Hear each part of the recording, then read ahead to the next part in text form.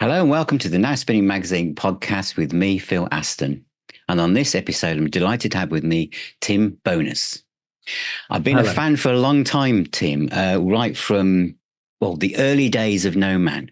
And this album, which is your eighth solo album, Powder Dry, first one for Kscope, is actually really is a solo album, isn't it? It's yourself. You did everything.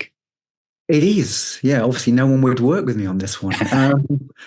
Yeah, normally I have a cast of thousands on albums because I tend to work with people who are better musicians than I am. Although from very early on, I've written songs for No Man and obviously my solo work. And I've also furnished full demos, but I tend to flesh them out with other players because sometimes, certain material, you have a vision for it, which might require a different type of player. And I'm also, I remain very excited by working with other people when they bring something to a track that I wouldn't have thought of. So that's something that I will continue to do. But yeah, this is the first time it's ever been solo. And so, that being the case, how did you know when specific tracks were finished? Because obviously, when you're doing something completely on your own, how do you know when to put your paintbrush down? I mean, when because it must be always easy without someone going, I think that's done now, Tim. I always seem to know, I think, and sometimes it can take minutes, sometimes weeks, sometimes years. There are certain No Man tracks, Angel Gets Caught in the Beauty Trap being an example, Love You to Bits being another example, where they never felt complete. So Angel Gets Caught maybe took us 4 years to get to the stage where we thought this is right. And there were quite a number of versions before that. The same with Love You to Bits. It actually took us 25 years before we felt we got that entire piece the way we heard it in our heads. And so with my own solo work, I think I have a good instinct. I think I always apply other people's, how can I put this, strictures, in the sense that I will never take anything as being complete if I do it. First take, best take can be the case, but it certainly is not always the case. And so when I work alone, I think I always have this inner Stephen Wilson or inner Brian Hulse telling me that's not good enough, do better, go back again. So I think I always have a sense of trying to push myself. So when I'm working solo, I can be very, very obsessive to my heart's content. I can do 30 different vocal takes with 4 different microphones in order to find the right feel or the right texture. And when you're working on your own, generally speaking, although that sounds arduous, it can be done more quickly because you're in control of the equipment, you're in control of the time, you're in control of your own obsession, really, as well. And I guess that's a long-winded way of saying that I think that I've always had a reasonable instinct for knowing when something is finished. And that can vary. So I dropped 10 tracks from the album. And I would say that at least 3 of those I dropped because I didn't feel they were finished, because I didn't feel that I could do the songs justice purely on my own. It felt like they could be fleshed out by other musicians. Because this album is almost as if it's your entire musical history has been poured into it and mixed up. It's quite experimental. It kind of reminds me of the early No Man kind of period in some ways. But what's also interesting is the fact that it's like lengthwise, it's like a 60s album because there aren't many tracks over 2 minutes. In fact, some are a lot less than that. I mean, was that something just the way the music came out? I mean, because saying about knowing when certain tracks are complete. I mean, some are like 1 minute, 30 seconds. They're like something you said in I think the press release I got. You're like capturing fleeting moments. Yes. I think that I went into this, once I decided I was going to write a solo album, the ideas just flowed from the first track, When Summer Comes, onwards. everything was almost pouring out of me or coming through me in a purely instinctive way. Now, of course, you write through instinct and then you craft and finesse what you've done vocally, musically. I think I've always said this, that the creative process, the 95% that gives you, in effect, the song, maybe is only 5% of the time spent on that song. Often the 95% you spend on a piece is refining the vocals, refining the lyrics, making it work in the way that matches the vision in your head. And with this, I did drop a few tracks that were longer. I think that although I see these pieces as being very individual, I think they are very detached from one another. There are quite a number of genres and styles that are approached on this album, but I think it works as a whole. For me, I've always believed that albums have been greater when it's 35 to 45 minutes, when in some ways you can concentrate on the intensity of the music, the intensity of the emotion, the details in the production. I think it's almost an optimum time. And as much as I love CD, especially from an audio point of view, I do feel the age of CD ushered in a lot of bloated albums where I've got space to fill, I'm going to fill it. Yeah. And I've never grown out of the album era, 35 to 45 minute perfect release. And I do think that many of the greatest albums of all time remain within that length, if you like. So anyway, I see it very much as an album in terms of the ebb and flow of the music, in terms of the arc of the dynamics. And it was constructed in that way. I took 30 attempts to get the sequencing right. And that's another reason why so many tracks were dropped, because for me, it had to work as a 40-minute album experience from start to finish. A horrible cliche, but taking the listener through a journey that never got boring. So they were very much conceived as individual pieces, but it was conceived as an album that hopefully gives a satisfying 40-minute experience, that if that 1 minute 30 fragment perhaps might not make as much sense in itself, although I hope that the majority of the tracks do, that when you hear it in the context of the album, it makes complete sense. It's either, as the ambient piece, Films of Your Youth, or Films of Our Youth, would be almost that listening break between bouts of noise or electronic or beat, or it could be a rush of energy between songs that are perhaps more expansive and constructed as songs. I think what I've always been drawn to with your music, whether it's your solo stuff or the stuff you've done with Stephen and No Man, etc., has been the lyrics, because there's quite a lot of space and for the story to emerge. And I find that this album is no different.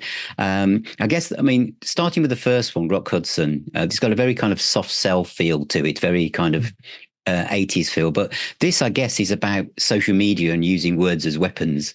It has that kind of feel to it. Yes, I think there are kind of two meanings with this. I think you're entirely right. One, it's about the impolite discourse that we have through social media. I think that society does seem to have become more divisive. People seem to express their anger more readily and in more extreme fashion. At times, if you were only exposed to social media, you would think that we are in a parlous state as a society. You would.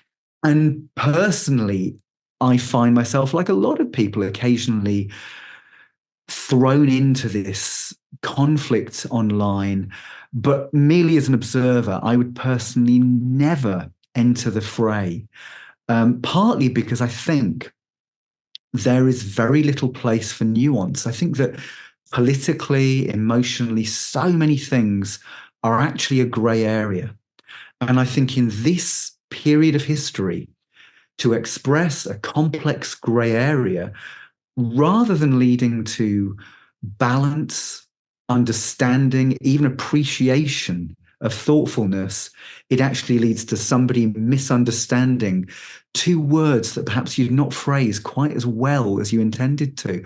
I think it's a very scary place. And I've got a 13-year-old son, and I worry for the world that he's inheriting, that level of extremity, that level of anger, that level of misunderstanding that I see on all sides of the political spectrum. Yeah.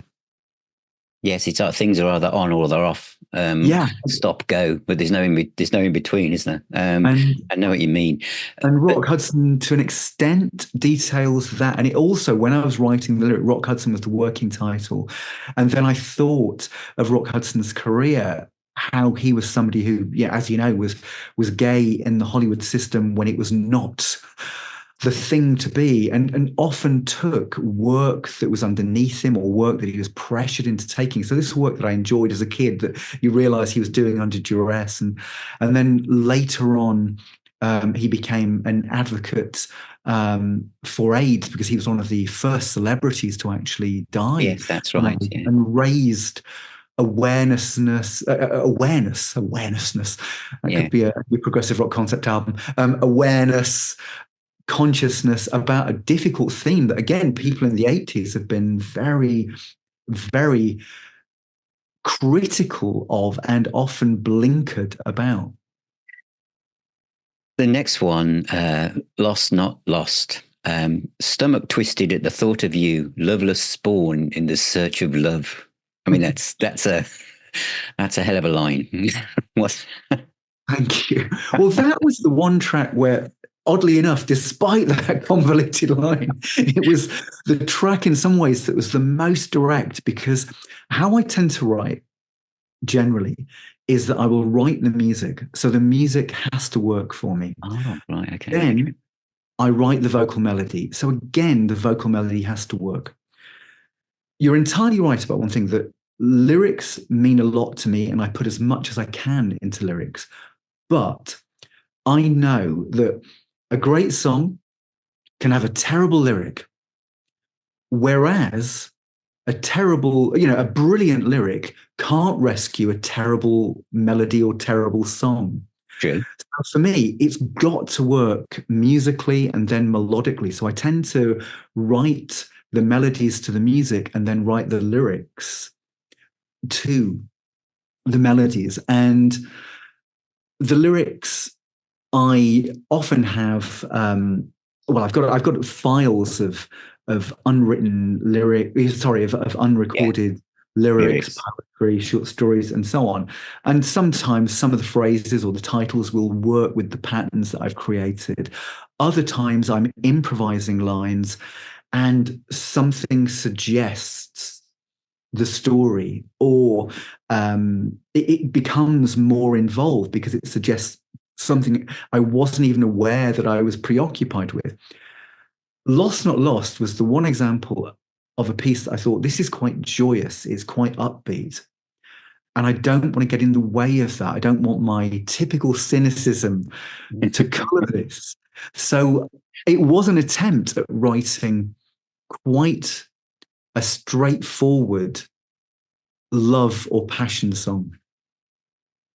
Yeah, interesting. And then When Summer Comes, this is one of my favorite tracks off the album, by the way. I guess it's one of your classic kind of softer ballads. It's kind of typical of what people are drawn to. I feel your music, always out of sight, always out of reach, always in the corner of your eye. I love that as well. I love that phrase, that it's going back to, it says about fleeting moments, fragments of life captured.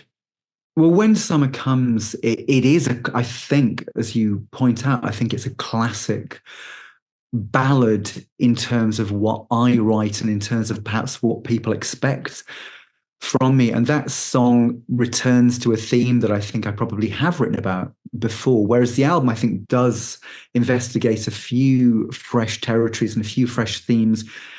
This one, in some ways, is about a character who has committed a mistake in some ways, believes that the possibility of redemption is there, but ultimately knows in their heart of hearts they will commit the same mistakes again And and again, again and again. And I kind of called it a doom loop ballad because of that. But yes, it's a theme that I think obsesses me, this idea of how we fall short of what we can be, of how we fall short of what we want, and how we often, despite how many times we tell ourselves we won't commit the same mistakes, we commit the same mistakes again. which kind of leads really well into the way you've sequenced it, because the next one, Idiots at Large, is almost Yeah. feels about someone being lost, but it's into like industrial techno metal. It's disturbing. I like the line, "The life that we led was small," which I think is a line that pops up somewhere else as Yeah. well. Well, Um, this is it. Sorry. yeah, I it was does, going to doesn't say it? a couple of lyrical themes and a couple of musical themes do appear on different songs throughout the album. So when I'm writing up, this isn't a concept album in any sense, but there are certain themes that are repeated, certain lines that are repeated, even certain musical motifs that are repeated. Because, as I say, I very much conceived it as an album, and so certain tracks hark back to earlier tracks and so on. This track, lyrically, it was about a character who, let's say, they're in a happy marriage with family, and they do get lost down the internet rabbit hole of extremism. And I'm Mm. not saying in this case that the extremism is good or bad. In the case of this song, I saw it as somebody who has become obsessed with the eco apocalypse, become obsessed with the way in which uh, weather systems are destroying mankind, and then becomes detached from their family. That, in other words, they are just becoming so obsessed with their own beliefs that their normal life is left behind. And that partly explains the industrial metal aspect of it, where this is the kind of the pummeling of the apocalypse that this character believes is imminent, and the people around them feel that they may have some sympathy, but they feel they're being lost in ideology. So, Yeah. um, Interesting, because that feeds back in a way to the Rock Hudson theme of social media, isn't it? Because this is happening to people, and some people are yeah, heading off in that direction, as far away from the people in this direction, and yes, totally are convinced that they're right. And yeah. this middle ground where they could actually build bridges is just a vast kind of desert, in a way. I think it is, and I think since the pandemic, I think that obviously there's been a divisiveness in society. You can go as far back as centuries. There have often been Yeah, terrible true. divides, and even in the 80s, there were awful social divides and political divides. Maybe it's because of the 24-hour news culture. Maybe it's because of social media. It feels more present than it's ever done. And also, we are living in that time, obviously, of Israel, Gaza, Ukraine, Yeah, Russia. Things feel more precarious than they've done during my lifetime. And, yeah, I agree. and I think that however you try, you can't detach yourself from that. And the title powder dry, it's an old fashioned saying, keep your powder dry. Yeah, And that is, in other words, to keep your balance. And I see yeah. this, sometimes I see that I'm trying to keep balance in a time of great conflict. Because I very much come from a tradition of really woolly liberalism where you try and see every side of an Yeah, yeah, argument. yeah. Try and facilitate a way through. Yeah. Exactly. I think this is it. And Mm. I guess I feel more helpless. That role where I thought, you know what, I could do something, or I could have the conversation with this person, that person. No longer do I feel that. And I might be wrong, and I hope I'm wrong. In a way, the glue or the is music, isn't it? I mean, music. I Yeah. say a lot on my channel. Music is the healer and the doctor, and it's music that can bring together both sides of this great divide. A Stand Up for the Dying is actually another one of my favorite tracks, probably one of the longest tracks on the album. I love the kind of dreamy ambient feel that it has towards the end of it. But there's also a line in this I love as well: "A killer inside looking for somewhere to hide." Yeah. That is a great line. Thank you. Well, this was although the song itself is written from the perspective in a way of somebody who is dying and who is not conveying this to the people around them. But it was written because my partner's mother, she had, it was actually before a gig I was doing, suddenly declared she had terminal cancer and a couple of months to live. And I've had quite a lot of loss in my life, as I guess, a lot of us have Yeah, had. a But lot of I us had have. this even when I was in my teens. I had quite a lot of family loss. And the thing is that although you deal with it, and I've always had this idea that sufferance carves a depth to a degree, when you're younger and you suffer in this way, you find that you connect with other people. So my partner, she lost her father when she was very young as well. And it is interesting that a lot of close friends I've had and close relationships I've had, we've had a similar sense of loss in our past. But the weird thing is that I realized that despite having been exposed to it for a very long time, despite having written about it for a very long time, when I'm close to the reality, I almost become like a stand-up comedian, almost wanting the dying person to go into the afterlife laughing. So when I was with my partner's mother, I was almost avoiding the seriousness of the situation, but trying to make light of this dismal situation. And luckily it worked. I kind of judge my success by counting the number of laughs I got in this appalling situation. But I think it comes back to something you said about music, that in this time of division, music is the great glue. And I think that when I had loss when I was in my teens, I lost myself in mostly music, but also films, books, and I still do it. It's films, books, music, and humor. And I kind of think that A Stand Up for the Dying, in a way, is about the distractions that make this short life of ours worth living. I completely relate to that because my dad died when I was in my early 20s. And when I met my wife, Sue, her dad had recently died. And that was the first kind of thing that connected us, a sense of kind of joint grief and a story where we could share and talk more openly about it. And I also totally see how you feel about later on in life, because when you're, it makes you, yes, it does make, I don't know if it makes you stronger, but gives you a wider world experience to talk and listen to others. But then when you're confronted with it again, whether it's decades later, you're aware that what happened all those decades ago is like you press a button and it just comes back to life as if a film Yeah. starts rolling forwards in real time. And so I can see why trying to get some humor when my mum was dying was trying to find a way of looking at the the sunshine moments rather than saying, "Oh, here we go again." Where it's like getting on a train you wish you hadn't got on, going to the wrong destination. So I totally relate to how you put that across. Yeah, well, I think that it's that thing that bizarrely, although a lot of my work is quite dark and I've dealt with death, and as you say, I don't think you think you overcome it, but little things can trigger the same sense of grief, the same sense of loss.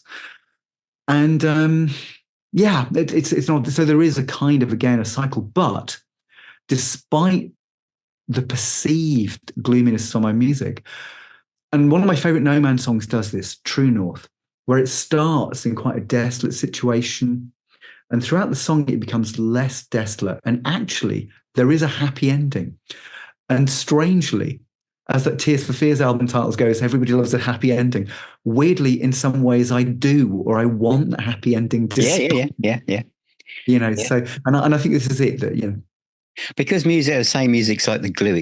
Things stick to it. So if you're going through an intense emotional thing going on in your life, that wherever you're playing at that time, those memories stick to it. And yeah. unless you kind of start playing that album at a different time in a different place, it always gets pulled back to that event, because music is like diary entries. And the one that you follow up with that, which is the instrumental Old Crawler, that Mhm. almost carries on the feeling from A Stand Up for the Dying, because it feels like theatre for the ears. It feels very cinematic. I know it's only a small interlude, but it feels like it just carries you through from Yeah. the previous song. Was that part of the sequencing when you were putting it together? Oh, very, yeah. I think that once it has found its place, that was its place and it was right. And it's almost as if it had been made for that.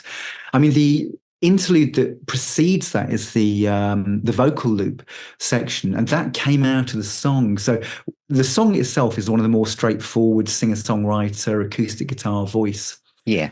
pieces.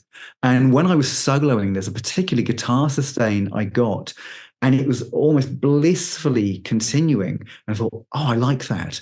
So then that focused my mind on playing the keyboard part and doing the vocal loop. And in a way, it sounds crass, but it's true. I almost imagine that as the spirit leaving the body, that whole section of No, the no, it song. makes sense. Yeah, yeah. So yeah, there was definitely a sense of continuity and movement with the song and That's old, beautiful. old crawler.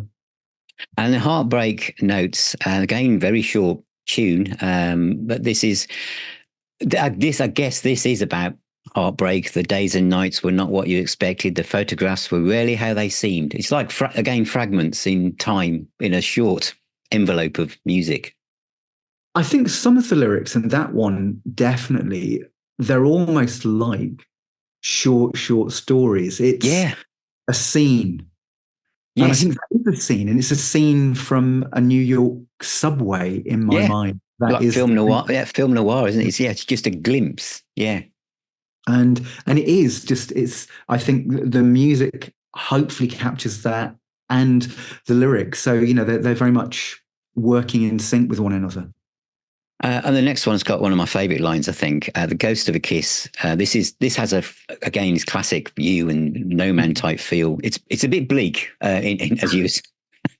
Yeah. But you remember the ghost of a kiss and this line: the open goals you chose to miss.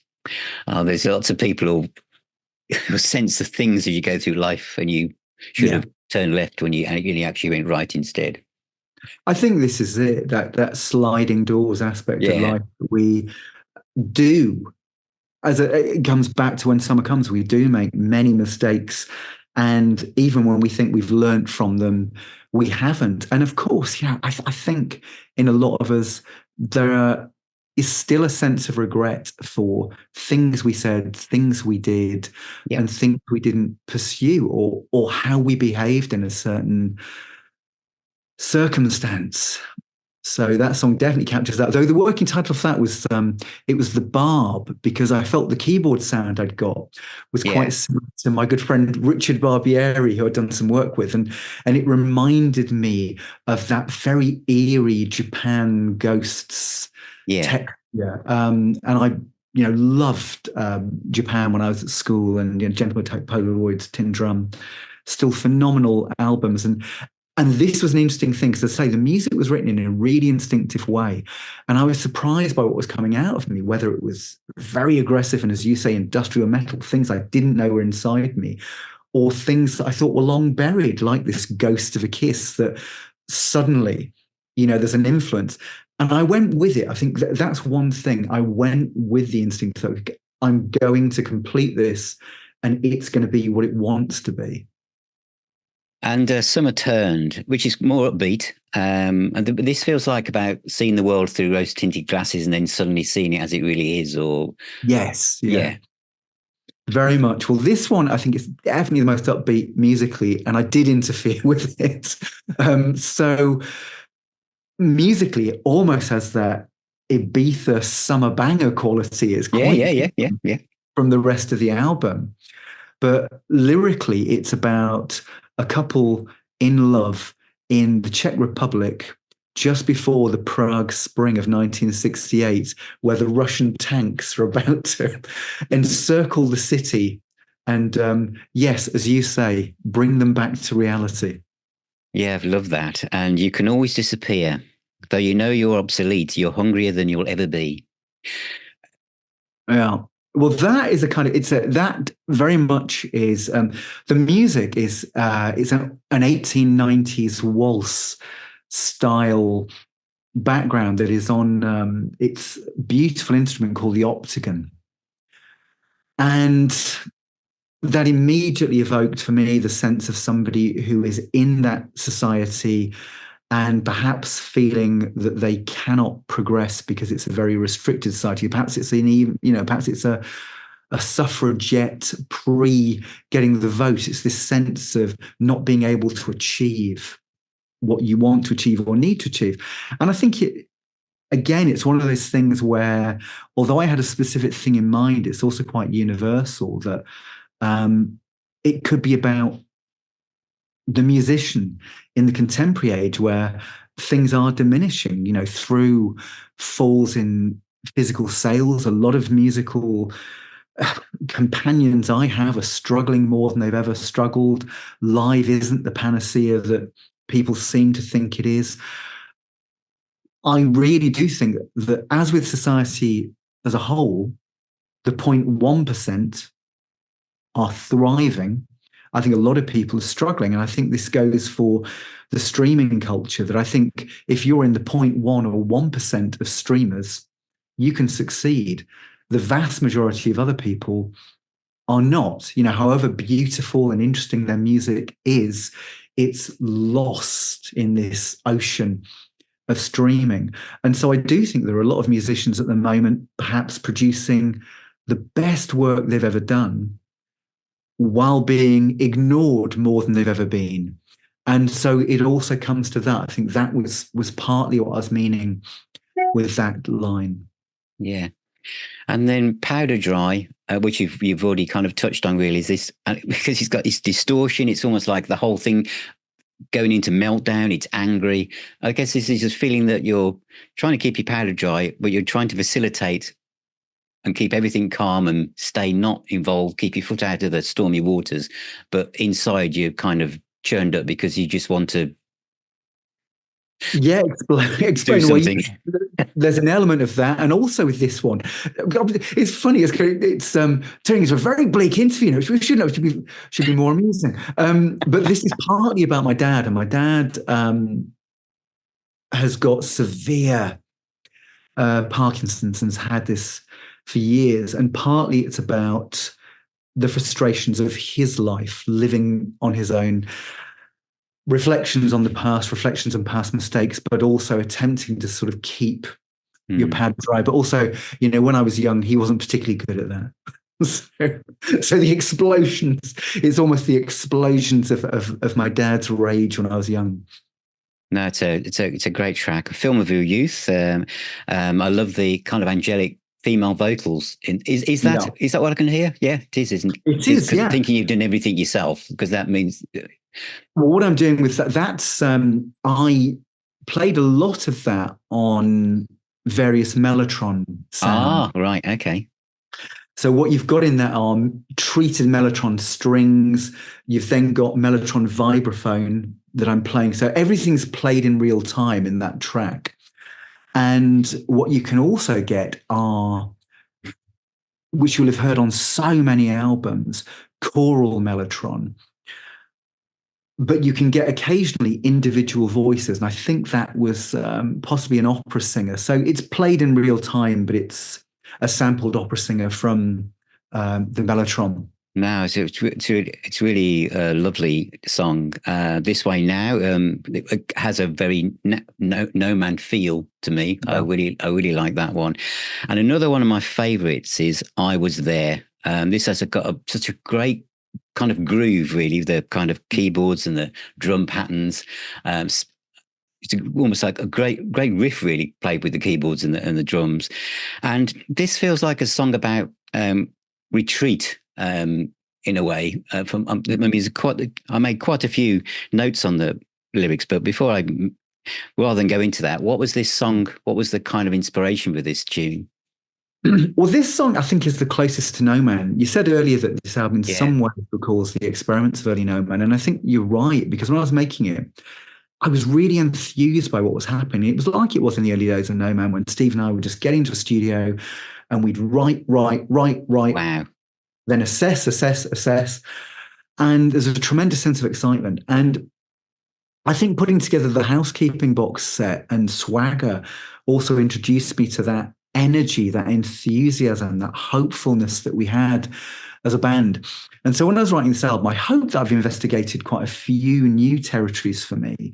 But also, I think that I was being reminded of interesting approaches I had when I was earlier. I think my vocal side is slightly more strident on this album in a way that it was on the earlier No Man. And I think that some of the musical styles also echoed early No Man. And I was there very much reminded me of Love Blows and Love Cries, perhaps bits of Flower Mouse with the beats and the textures. And an interesting aside is that Stephen and I, when we write on guitar, when we write on keyboard, before we ever knew each other, it turns out we've got a tendency to be attracted to similar chord shifts, similar chord changes. So even before I met him, I was doing this and he was doing that. This was pointed out by Michael Bearpark, who was our live guitarist, because he couldn't work out sometimes where it had come from. Generally speaking, the more complex the piece, that's got more Stephen's imprint on it. But in terms of what we write chordally and song-wise, there are strong similarities that we had even before we met each other. So I think with this song that it reminded me of Early No Man, and so it's got an epic romantic sweep lyrically as well, because I was almost trying to match the music with a lyric that perhaps recalled Early No Man. Yeah, I do like that. I swore I'd never miss you. I swore I didn't care. I swore I'd never miss you. I swore I didn't care. And from the time I kissed you, I was there and I'm still there. Yeah, it's kind of that feeling of regret of maybe taking a different action or in that time. And the next one, the film of our youth, has that kind of feel as well of looking back in a reflective way. The film of your youth is playing tonight. That's because some music and some songs do that. You may not have heard it for a long time, and you suddenly hear it, and you're just taken back from whatever you're doing. Whether you're doing the washing up, you're back where you were on that Friday night or something. So I like that, the imagery of that song as well. Yeah, well, from of your youth, I think in a way I almost saw that as being about the childhood of a dictator as well. Interesting. And also about the birth of perhaps some of our worst characteristics. That it's that idea, it's almost as if there's that film capturing that moment. I'd love, I think we'd all be really intrigued to see these little films, these snapshots of our youth or our adolescence, where that's where that habit kicked in, or that's where that prejudice kicked in, or that's where I became what I am. So, and I'm sure there are other these little snapshots. Yeah, that goes back again what I said at the start, that you were like capturing these floating moments, because that's how the album. That's, I think, why certain lyrics kind of just floated up to. As I went through the album each time, more of the lyric kind of bubbled to the surface. And the last one, Built to Last, is the one that repeats that lyric I mentioned earlier. The lives that we led were small. So as you say, it's not a concept album, but there is a kind of thread. Well, Built to Last, in a way, goes back to Idiots at Large thematically as well, because it is about an ego apocalypse. So in this song, what the character in Idiots at Large has feared about is happening. And the inspiration for this was Georges Monbiot had put a photograph on X and just said something like, this was a lake. And of course, it was this desolate place. I think it turned out that there had been something wrong with it. It was almost a misinformation tweet, but it was very powerful. And this immediately triggered the entire song for me, which came out of Idiots at Large. So I had this image of this desolate landscape. And the sound, which is also the guitar sound that appears in Powder Dry, that really heavily distorted guitar sound recurs in this. And I almost imagine it as being the sound of the apocalypse, the sound of the last moments. It's that countdown to doom. So it's the end of the album and it's the Yeah, end of it's the world. Goodbye. so, so, but with that, there's always a sense of humor because one of my friend Peter Hamill, who was, when I was young, he was somebody I idolized, whose work I absolutely adored. Brilliant lyricist, amazingly unique singer. yeah, I totally agree. Really, really very varied body of work. And I remember early Van de Graaff had quite an interesting White Hammer, I think, being one of them after the flood.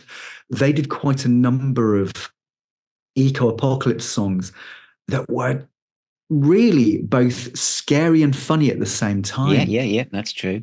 And I remember talking to him about this because he took the dissonance to such a level.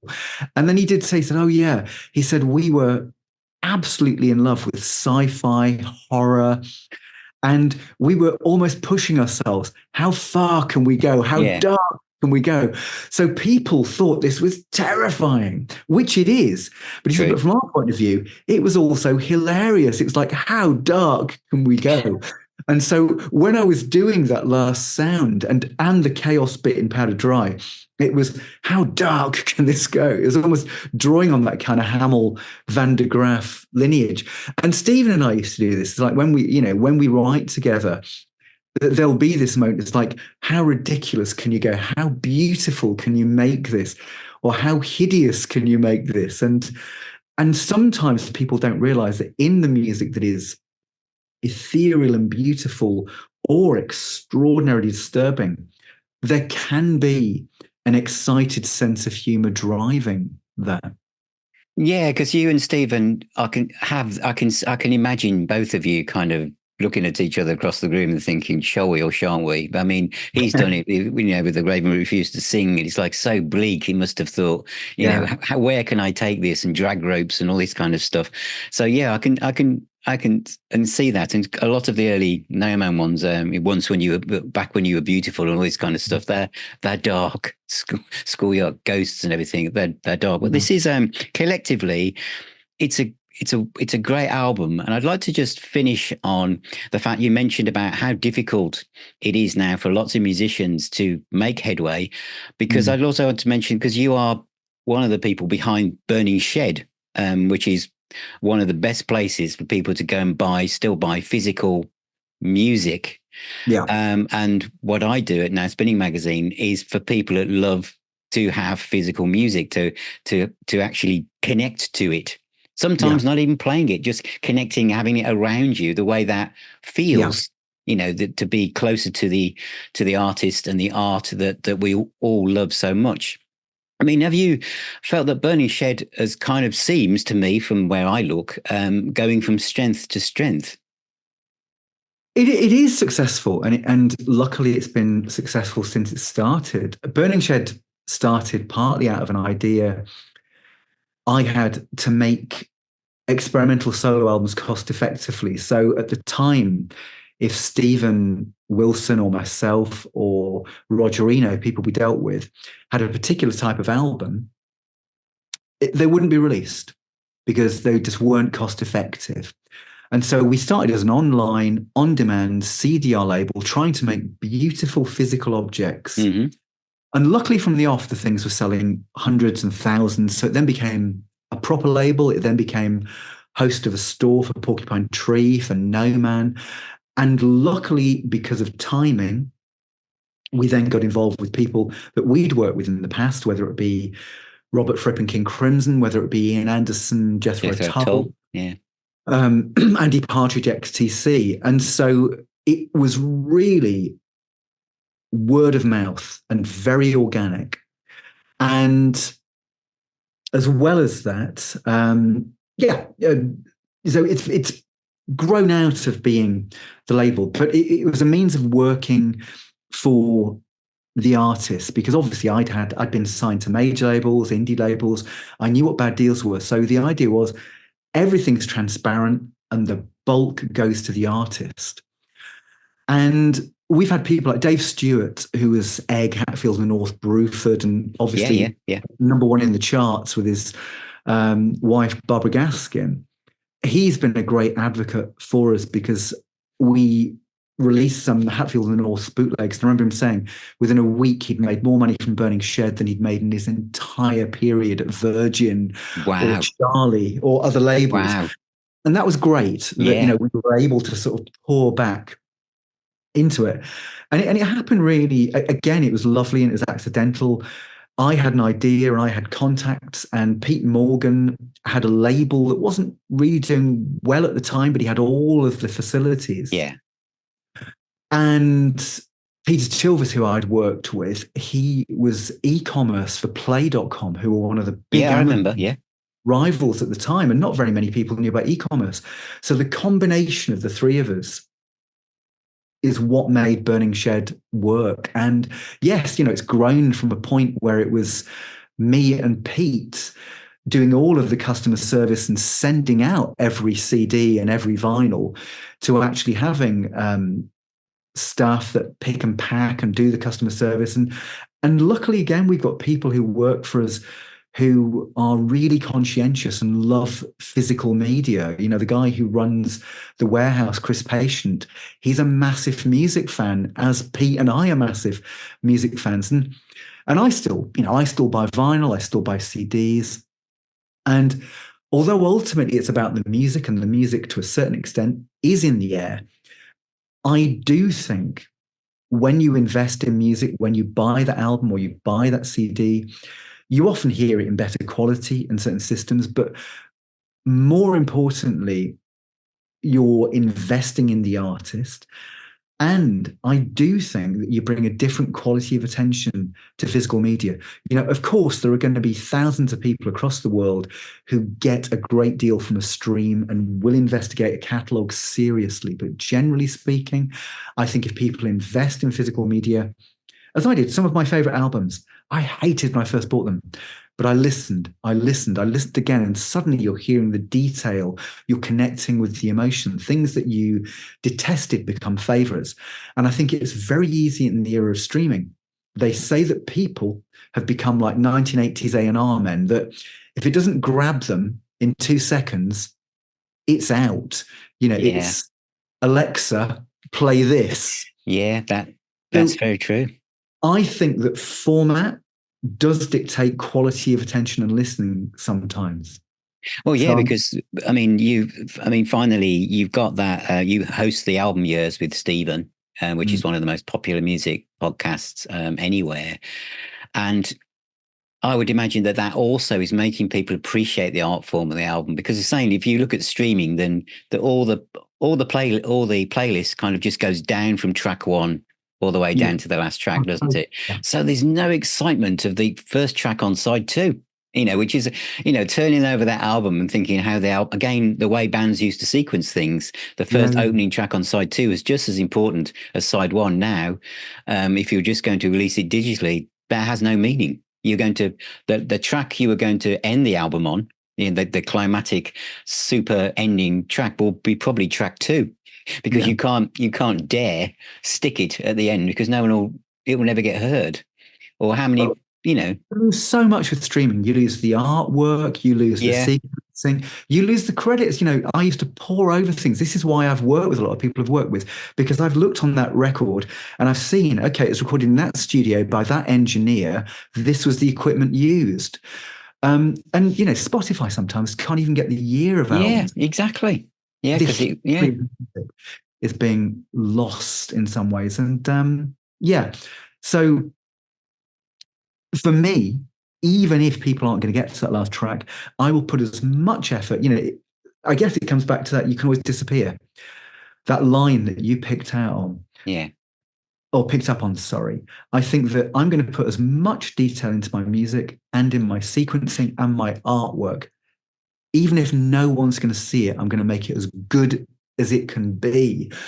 It's important to me. And I think that luckily there are still people who are attracted to that level of detail. It's an interesting time. It is an interesting time. And in my local HMV, the demographic of the people going up and down the vinyl racks are a lot younger now than they were. So it's starting to, people are starting to want something more to be close to the artist. Well, Powder Dry is presented in two beautiful coloured vinyl editions, isn't it? Pink and yellow. Plus there's a CD version, and there's a 5.1 surround sound mix and DVD. And it's also available in black vinyl as well, and standard CDs. So you can just go ahead and stream it just to get a feel for it, but then make sure you go and buy one. If you stream it, listen to it all, because Yes. it's not only the first track on the album, it's classic artists like The Who. Yeah.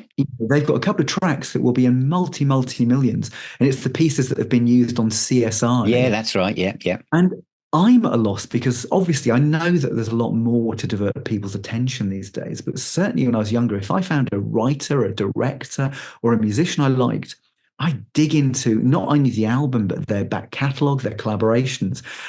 And it's really shocking that when you look at who's next, and two tracks have got multi millions, but no one's bothered to listen to, I don't know, Behind Blue Blue Eyes. Eyes. Yeah, yeah, yeah.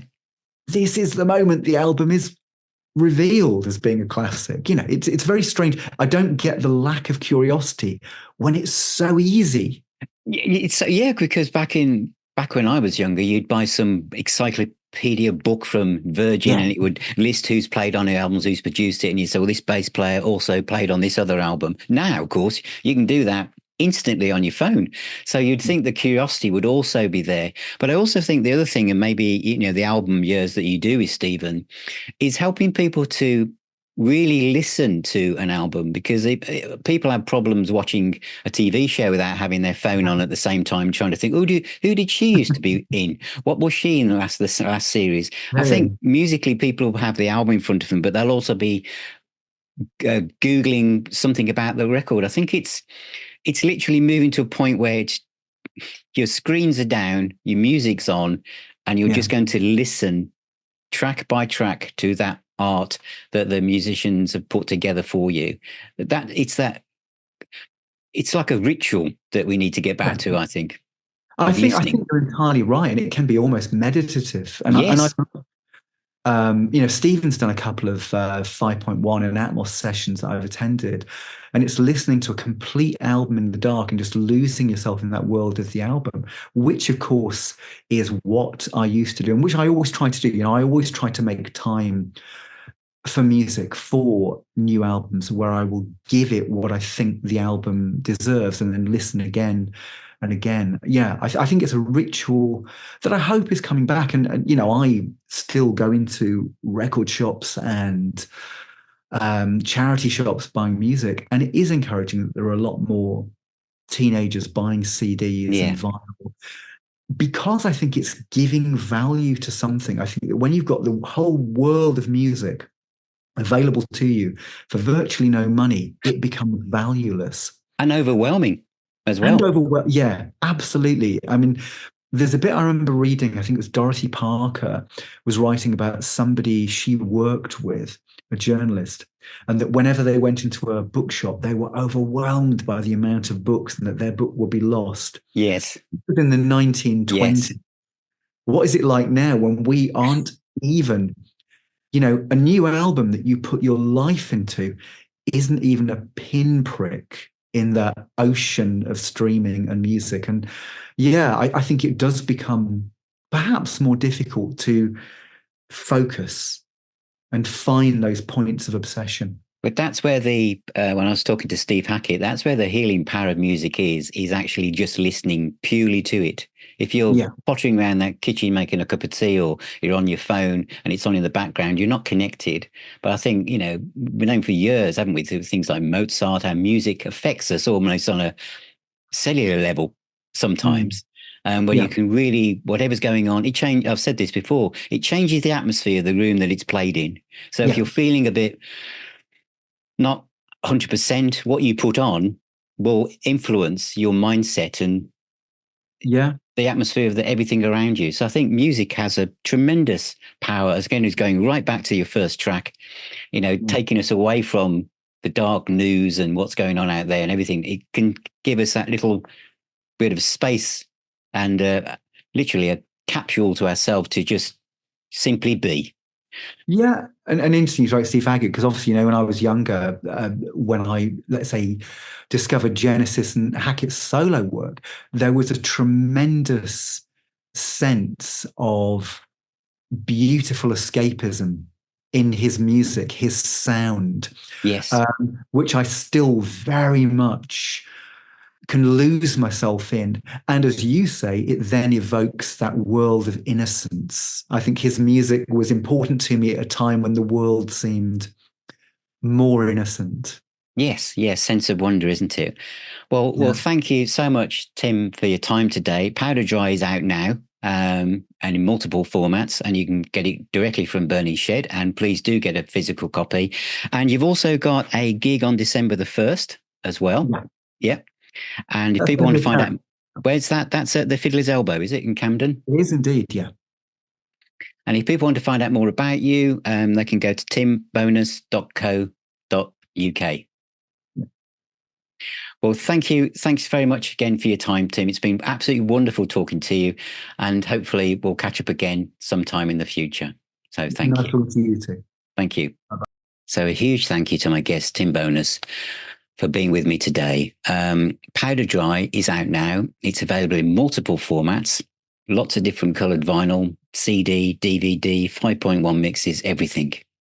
The important thing is stream it first, but then buy a physical copy, and buy it from Burning Shed would be my recommendation. It's a completely solo album. Tim's done absolutely everything on it, apart from being helped with the mixing by Stephen Wilson.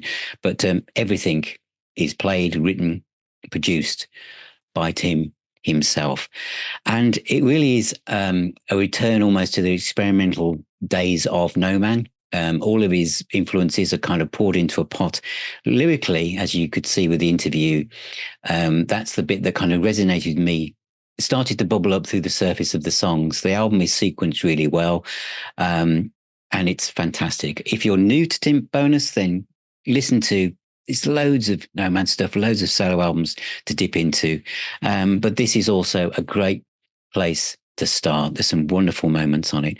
And it was also great to talk to Tim about physical music, about the importance of it, again, the healing power of music and how important it is, and how much it is a struggle for many musicians, no matter who they are, what their background is, and what their back catalogue is like. It's tough out there. And so with Now Spinning Magazine, we are supporting musicians by hopefully introducing you to new stuff as well as old stuff and reissues, etc. But it is the enjoyment of having physical music, going into a record shop, buying an album, whether it's on CD or vinyl. And as I say all the time, music is the healer and the doctor. So please check out the Now Spinning Magazine website at nowspinning.co.uk. Remember to subscribe to the podcast, whether it's Apple, Spotify, or Google or Amazon, and also the YouTube channel. And if you are a collector and you want to hang out with like-minded people, check out the Facebook group where you'll be very welcome to join. And wherever you are on social media, so are we. So thank you. Take care, everyone. And I'll talk to you all very, very soon.